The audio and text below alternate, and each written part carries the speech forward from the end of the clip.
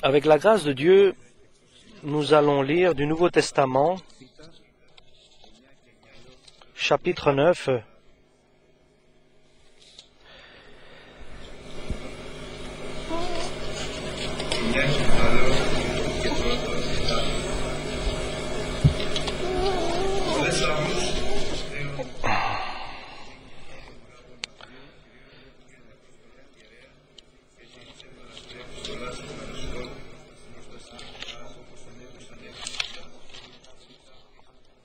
Cependant, Saoul, donc nous sommes dans les Actes des Apôtres, chapitre 9, verset 1.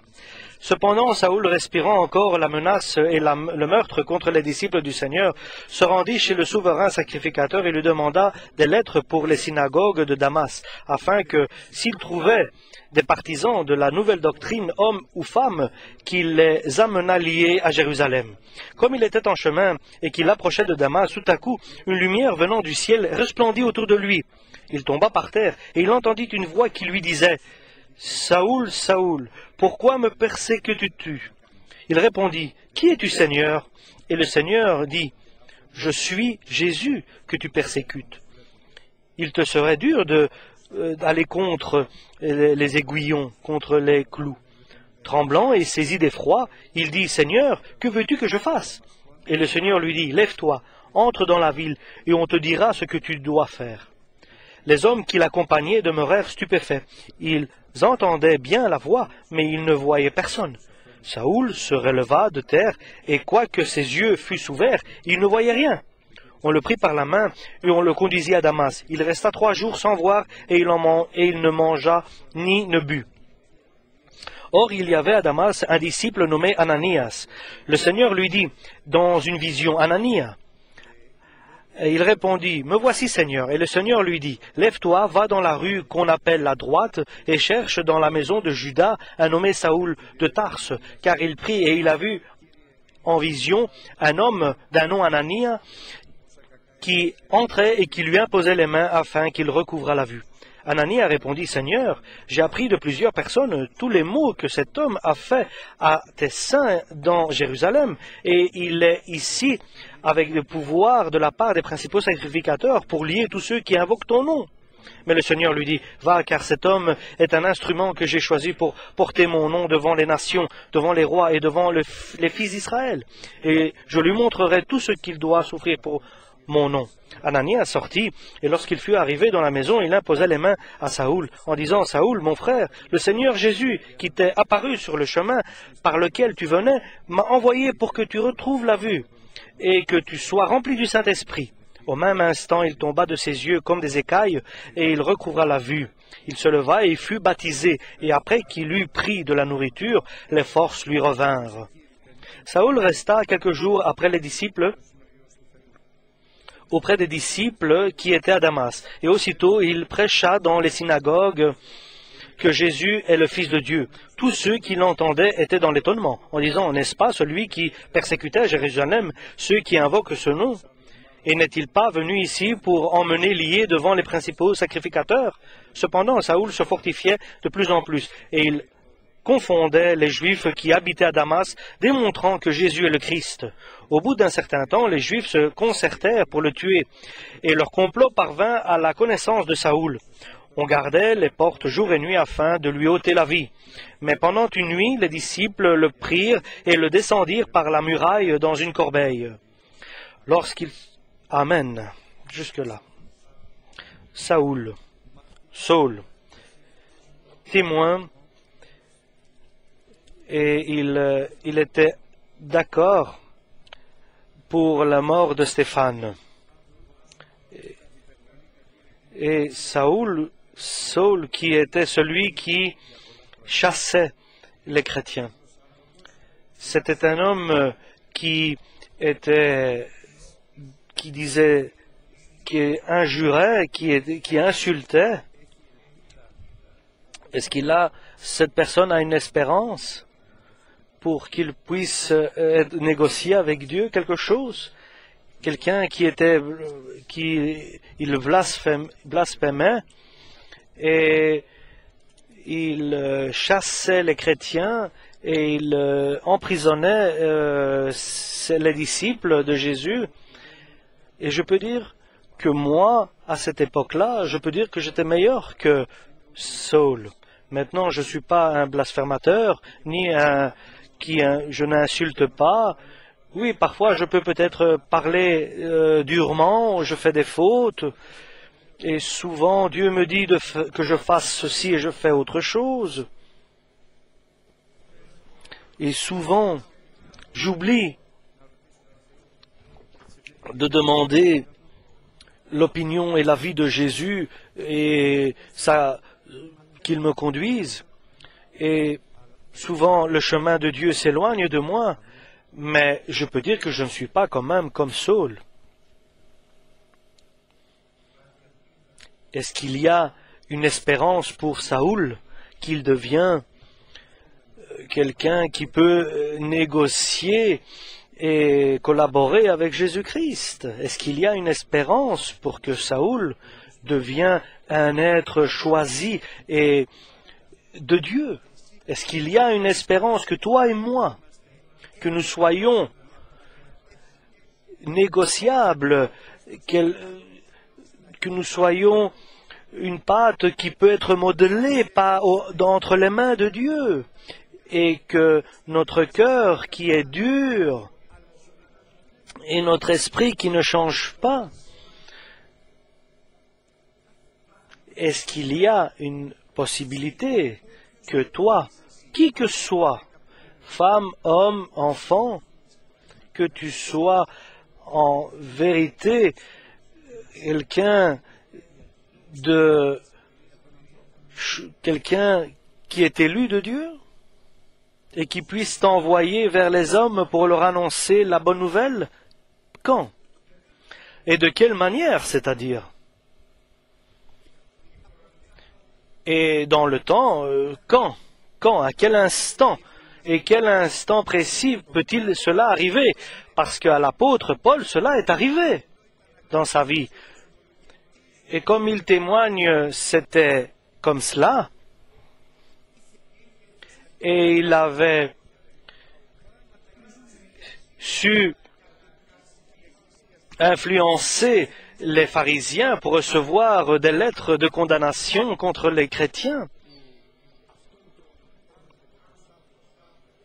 Et cet homme-là, Saoul, comme lui-même il décrit sa propre personne, Dieu l'a totalement transformé, l'a totalement changé, l'a fait un autre Saoul, et d'une manière merveilleuse, prodigieuse. Mais Dieu a décidé d'agir selon qu'il allait avec beaucoup d'arrogance et un cœur dur, et pourtant il avait traversé. Mais Paul, il voulait encore chasser les chrétiens, il était très dur vis-à-vis des chrétiens à cette époque, et son cœur était complètement contre les chrétiens, les disciples de Jésus. Lui, il avait encore des menaces et de meurtres dans son cœur contre les chrétiens. Cet homme-là, c'était un animal, c'était un sauvage, de la manière dont il menaçait et de meurtre les chrétiens. Des personnes comme ça, à cette époque que nous vivons, on les met de côté. Et bien sûr, cette personne-là, les disciples de Jésus le voyaient comme quelqu'un d'horrible et de terrible. Ils avaient peur de lui, personne ne pouvait aller l'approcher. Mais pourtant, chers frères et sœurs, ce qui est impossible à l'homme est possible à Dieu. Puisque Dieu a réussi à faire la transformation à Paul, il peut le faire à chacun de nous. Parce que Saoul s'est fait appeler après Paul, Saint Paul. Et le Seigneur peut intervenir dans chacun de nous pour le transformer. Il n'y a pas, chers frères et sœurs, d'abandon et de désespoir. Celui que tu vois qui est un vrai sauvage qui ne veut pas se repentir du tout. Pour Dieu, c'est un instant pour lui. Et tout se transforme, et tout change.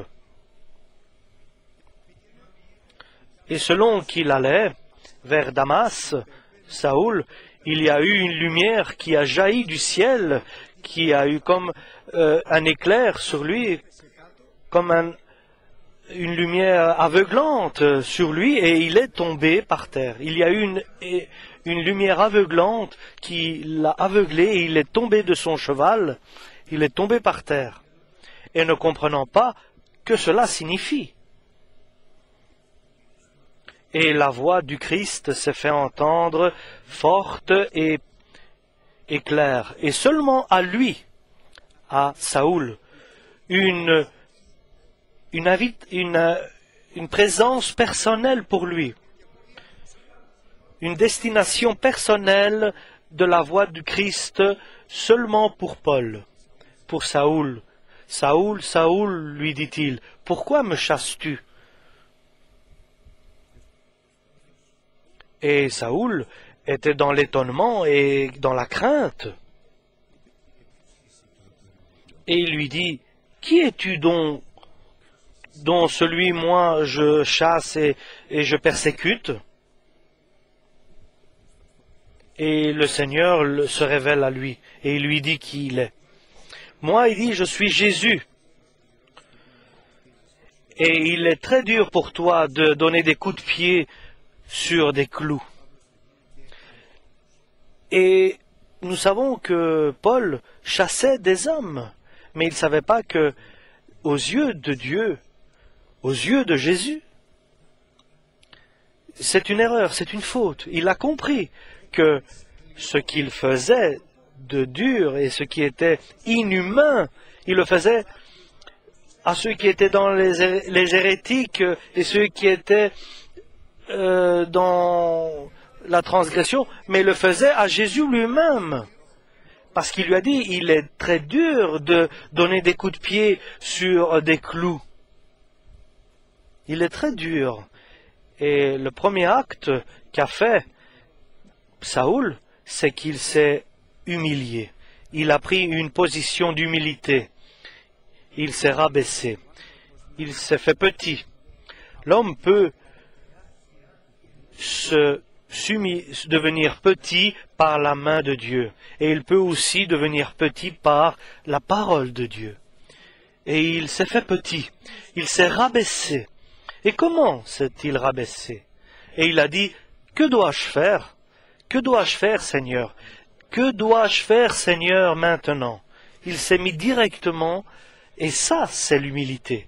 Ça, c'est le respect. Et le respect devant ma femme, c'est de lui dire, que veux-tu que je fasse? Comment veux-tu que je sois à la maison? Le respect de la femme à l'homme, c'est de dire, Marie, que veux-tu que je fasse? Comment veux-tu que je sois? Et l'humilité dans l'Église. Comment me veux-tu, Seigneur, que je sois dans ton Église? Comment veux-tu, Seigneur, que je marche, que j'avance dans ton Église? Il y a une règle que l'Évangile nous a donnée et qui est très facile et qui garantit à l'homme, qui assure à l'homme la réponse de Dieu. Quoi que tu veuilles que les autres te fassent, fasse aussi aux autres ce que tu veux qu'on fasse à toi. C'est si simple. Si tu veux que les autres t'aiment, tu dois les aimer. Si tu veux que les autres s'occupent de toi, tu dois t'occuper d'eux. Si tu veux qu'ils t'aident, tu dois les aider. Si tu veux qu'ils parlent bien avec toi, tu dois bien te comporter avec eux. Si tu veux qu'ils soient amis avec toi, sois ami avec eux. L'évangile de Dieu est très simple. Simplement, nous devons ouvrir nos oreilles et écouter et nous soumettre à sa parole. Exactement, précisément. Pour Saul ici, Dieu a décidé une manière dure pour lui et difficile pour nous, pour chacun de nous d'abord. Et parce que ça, c'est le premier acte de Dieu. Il a décidé de nous envoyer sa parole. et que cette parole touche notre cœur et que nous disions dans notre cœur, Seigneur, que dois-je faire? Que dois-je faire? Que dois-je faire, Seigneur, comme Père? Que dois-je faire comme mère? Que dois-je faire comme frère?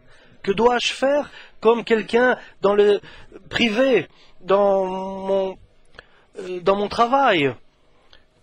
Seigneur, pas mon cœur, que veut-il que je fasse, mais, ou bien, homme, mais Seigneur, pas que veux-tu que je fasse, mais qu'est-ce que je dois faire? Quel est ton commandement? Quel est ton ordre? Et lorsque Saoul a fait cette question, sa décision était déjà prise.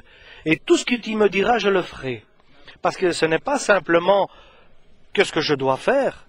Il faut aussi que tu aies pris la décision, la ferme décision d'accomplir ce qu'il va te dire.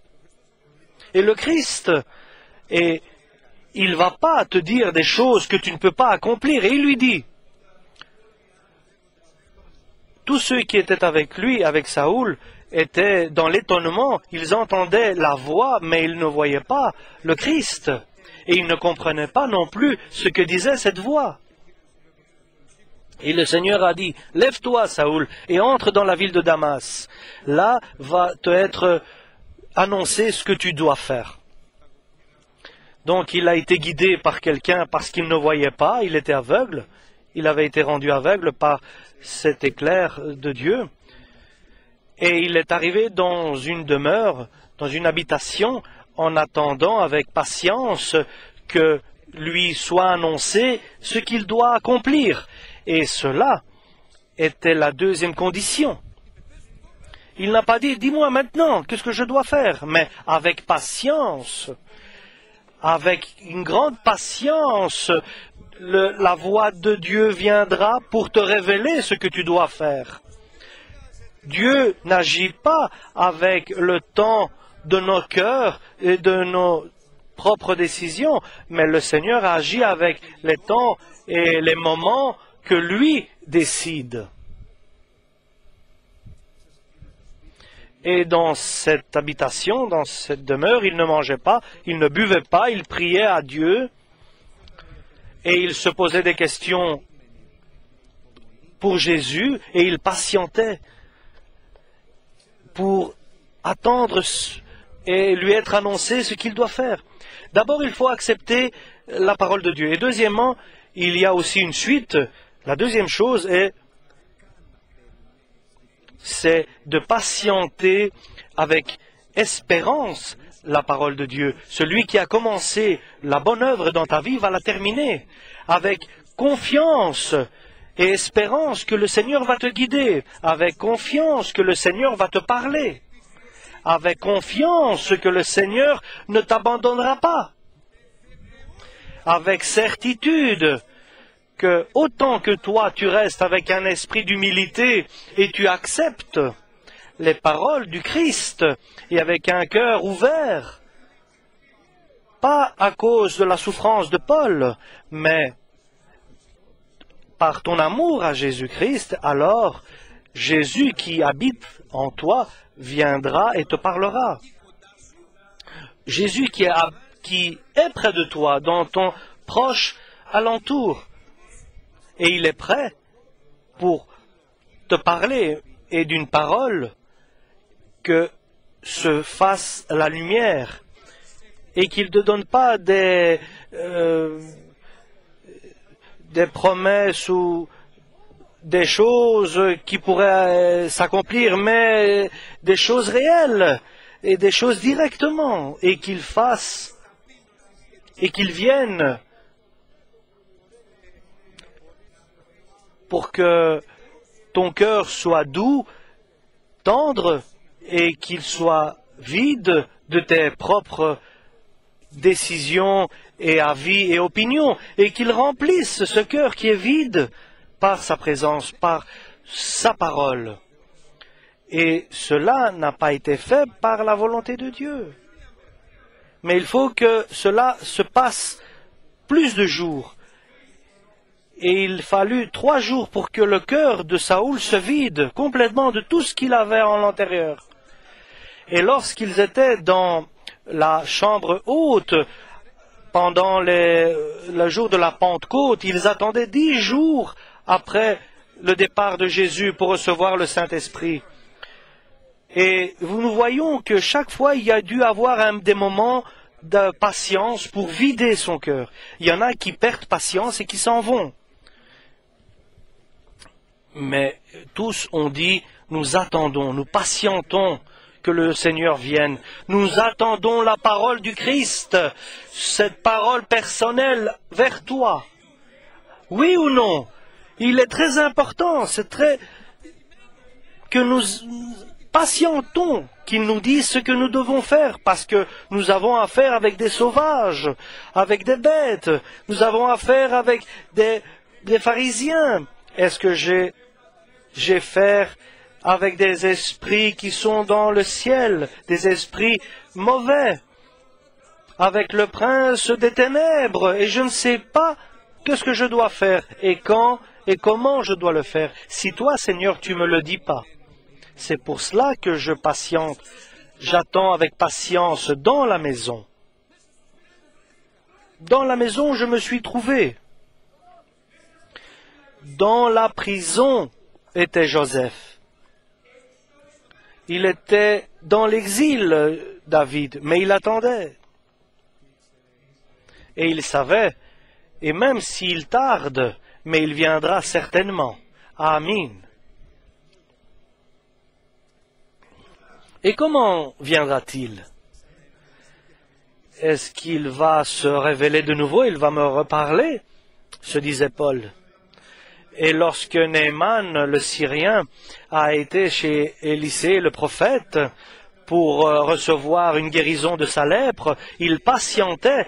Donc il pensait que le prophète de Dieu va sortir, il va lever ses mains, il va dire une prophétie, une prière. Mais Élisée a envoyé son serviteur. Il lui a dit, va et dis cela à Naaman le Syrien. Dis-lui d'aller au fleuve Untel et de faire immersion cette fois. Parce que Dieu nous aime, chers frères et sœurs. Et il faut que le temps s'accomplisse.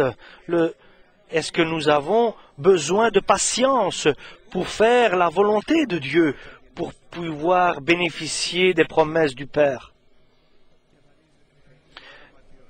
Et Dieu, Jésus, se révèle dans une vision à Saoul et lui dit, « Tu sais quel est mon projet, mon dessein pour toi? Est-ce que tu vas l'accepter? Tous ceux que toi tu supposes être des hérétiques, Ananias par exemple, il va venir, il va prier sur toi, il va imposer ses mains sur toi, et alors tu retrouveras ta vue, et est-ce que toi, Seigneur, tu peux pas venir mettre ta main et que nous terminons? Il faut que lui, Ananias, vienne ou que je ne connais pas. Et qui est-il? Que diront les autres? Mais, chers frères et sœurs, cela s'est passé comme ça. C'est un homme qui a un cœur maintenant doux, ouvert, et qui sait accepter les autres, et qui sait patienter, il sait aimer, et il sait s'occuper des autres. Et il sait se rabaisser, et il sait aussi pardonner, et il sait se faire petit, et il sait aussi être dans la compassion avec les autres. Et le plus dur, c'est Ananias. Et le Seigneur va chez Ananias et lui dit, ça c'est le plus dur Tu as entendu de ce Paul, ce Saoul que tout le monde craint, et tu devras aller vers lui parce que j'ai décidé, c'est quelqu'un que j'ai choisi, c'est un de mes élus, et j'ai décidé de t'utiliser à toi, Ananias. Toi, je vais utiliser Ananias pour que tu pries et qu'il soit rempli du Saint-Esprit. Oui, à moi, Seigneur. Mais tu le sais pas bien, tu le connais pas bien, Saoul. Il a fait beaucoup de mauvaises actions contre nous. Mais moi, je vais t'utiliser à toi. Et parmi une famille, Dieu décide d'utiliser une personne pour que soient remplis du Saint-Esprit, pour qu'ils puissent voir et que leur nom soit écrit dans le livre de vie. Ananias a de l'humilité, il est rabaissé, il s'est fait petit. Et Saoul a reçu l'humilité et il s'est soumis. Et ici, Ananias dit, je vais aller prier chez Saoul. Et le moment est venu. Dieu avait préparé le cœur de Saoul avec un jeûne et dans la prière. Il a préparé aussi le cœur d'Ananias pour qu'il puisse pardonner les actes de Saoul, pour accepter la proposition de Jésus et d'aller vers Saoul pour imposer ses mains. Et Ananias est arrivé à l'habitation dans laquelle était Saoul. Et lorsque il l'a vu, il lui a dit, Saoul, mon frère, il lui a dit. Ananias, lorsqu'il a vu Saoul, il lui a dit, Saoul, mon frère. Il a crié d'un cri d'amour. Et vous voyez le changement que fait Dieu dans les cœurs.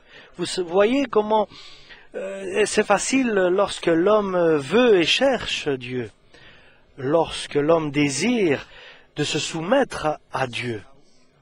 Saoul, mon frère. Quelque temps avant, il disait à Jésus-Christ, « Que dis-tu, Seigneur? Celui-là, c'est une bête sauvage, il a malmené l'Église partout. » Mais lorsque le Seigneur lui a parlé, son cœur s'est ouvert, il a pardonné, il a demandé à Dieu le pardon pour qu'il accepte sa parole. Et il a crié, « Saoul, mon frère !» Et je me pose la question, est-ce que tu as crié avec un cri d'amour pour tes frères, dans leur souffrance, dans leur détresse, dans leur humilité, dans leurs épreuves difficiles? Et imaginez, Paul, lorsqu'il a entendu cette voix, sans voir, « Saoul, mon frère, c'est moi, je suis Ananias, dont le Seigneur t'a dit que je viendrais prier et pour que tu reçoives une nouvelle naissance et que tu sois rempli du Saint-Esprit. » Et imaginez, il s'est mis à genoux, donc Paul, Saoul, donc celui qui avait le pouvoir d'emprisonner les chrétiens qui étaient dans la prière à genoux, et dont Ananias est venu, il a imposé ses mains sur Saoul, et il a retrouvé la vue, et il a été rempli du Saint-Esprit. Quel des changements Dieu accomplit-il dans les hommes? Et nous voyons, les hommes doivent vouloir aussi. Nous devons prendre ces décisions. Seigneur, je désire que tu me dises ce que je dois faire. Amen. Et je vais patienter, avec espérance, avec certitude, avec une certaine espérance. Et tu dois me dire exactement ce que je dois faire, parce que mes yeux sont fermés et je ne vois pas. Et je voudrais aussi voir, retrouver ma vue. Et comme nous devons aussi réfléchir comme Ananias. Seigneur, je voudrais que tu me dises ce que je dois faire. Et je pardonne de tout mon cœur Saoul, et je l'aime comme moi-même. Et comme toi tu m'as aimé, Seigneur Jésus. Et le résultat est total et directement est parfait. Donc le résultat est que Saoul a été baptisé au Saint-Esprit et il a été baptisé aussi à l'eau. Et cet homme-là, dont Dieu nous avait décrit, cet homme dont toi tu connais peut-être ton voisin, ainsi comme tu crains peut-être de lui, cet homme-là est devenu celui qui est un prédicateur de la justice de Dieu, de la bonne nouvelle. C'était est un élu, un être choisi par Dieu. Il a vécu dans la gloire de Dieu et il a bénéficié la gloire de Dieu. Et il est mort dans la gloire de Jésus. Et il est maintenant, et j'ose le dire, à la droite de Jésus. Et il glorifie Dieu pour l'œuvre qui a été faite dans sa vie. Amen.